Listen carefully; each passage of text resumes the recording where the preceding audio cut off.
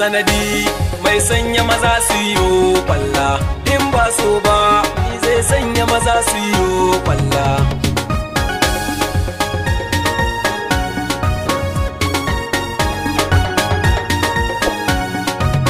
Wai ni kaina yau ni kan na rasa muradina, muna son juna da ni da ke amma ban furta ba.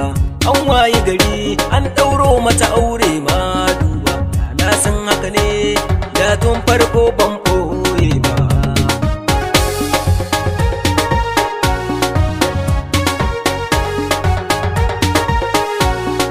A koda yaushe na ganta ni ina son in furta mata duba, sai na ji kunyarta tunda ni na ga tana ce mini yaya. A koda yaushe ta ce yaya na wace ce zafin ka, ta nuna min so amma sam ni ban gane ba.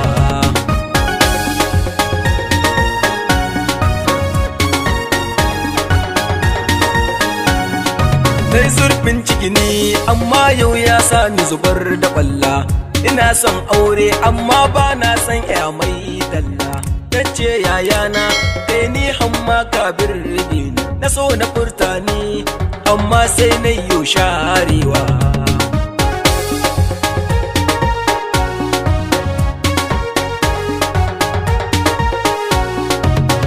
Ina zaune sai na ga kira nau ya duba, ashe ita ce amma sam ni dai ban gane ba.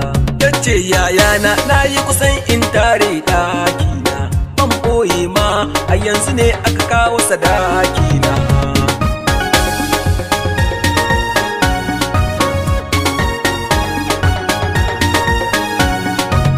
Aini daga nan ɗan uwa ne fara zubar da kwalla, yau ni kaina yau ni kan na rasa muradina.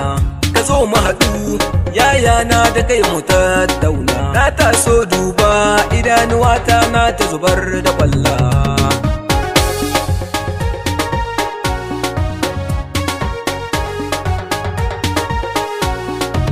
Mun haɗu kenan tace yaya nai na san ka, na so na furta ma amma sai ina ta kunyarka. An waye gari iyaye na sun mini zaɓi duba, na san kana so na amma sam kai baka furtan ba.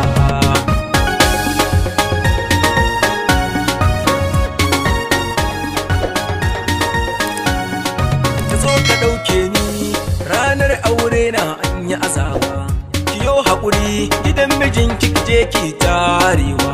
Mai raba kan masoya a rayuwa menene ribar shi, in nai haka nan mijinki to ni na ci amanar shi.